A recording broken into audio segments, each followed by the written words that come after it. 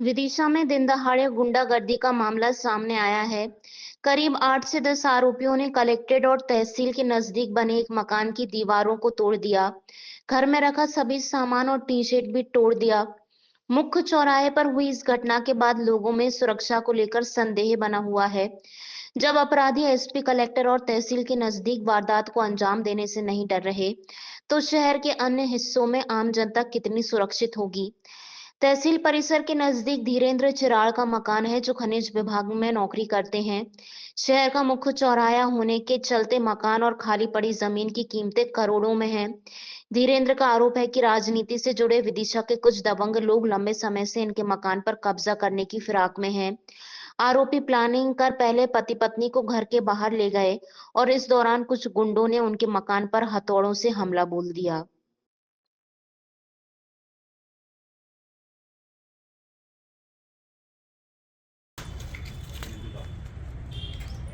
नहीं थाने का, मैं तो थाने चले जाऊंगा साहब। आप जरा एसपी या उनको किसी को फोन तो कर दीजिए वहाँ पे, मतलब अरे कोई नहीं तो ना यार, यही है तो कोई जाए मोड़ा मोड़े का बंदा है का घूम के घाटे गई है बे और का अभी लेके गई है 100 नंबर की गाड़ी से ही गई है 108 पे 108 से थाने गई है शिकायत करने के लिए। जो तो पहले ही ले दादा फेंक दिया। नहीं वो लेटरिन बाथरूम मिटा दादी सबरे।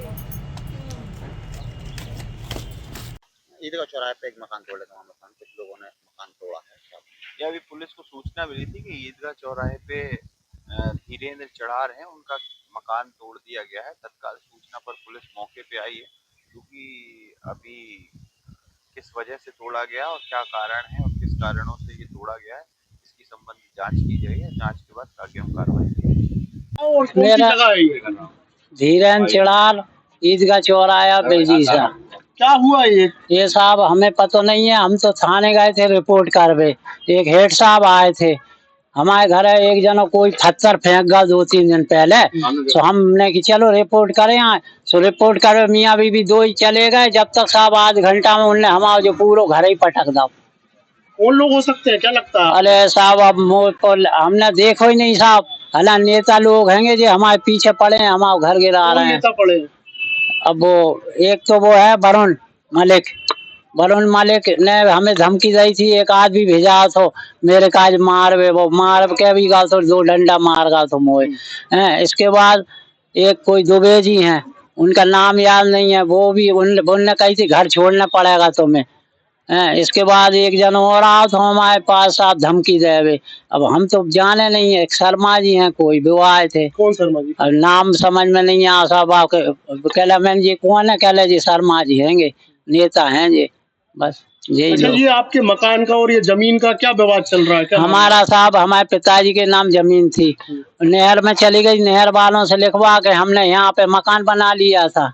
मकान बनाने के बाद हम 30 वर्षों से यहाँ रह रहे हैं। अभी तक हमें कोई परेशानी नहीं आई। कुटी भी मिल गई हमारे काज प्रधानमंत्री आवास योजना वाली। और आज हम आध घंटा का चले गए, जब तक कितने लोग आए हमें पता नहीं। DVR ले गए, हमारा कैमरा सब तोड़ गए, टीवी तोड़ गए, पूरे काट माट के सब ले गए।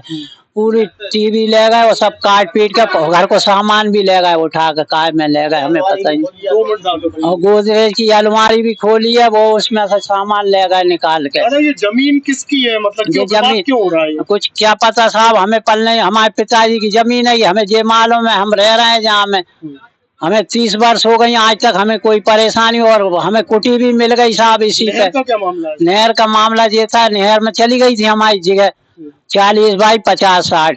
तो उसमें हमने नहर वालों से बात करके हमने उसमें मकान बना लिया, पक्का मकान बना लिया। पहले टपरा था।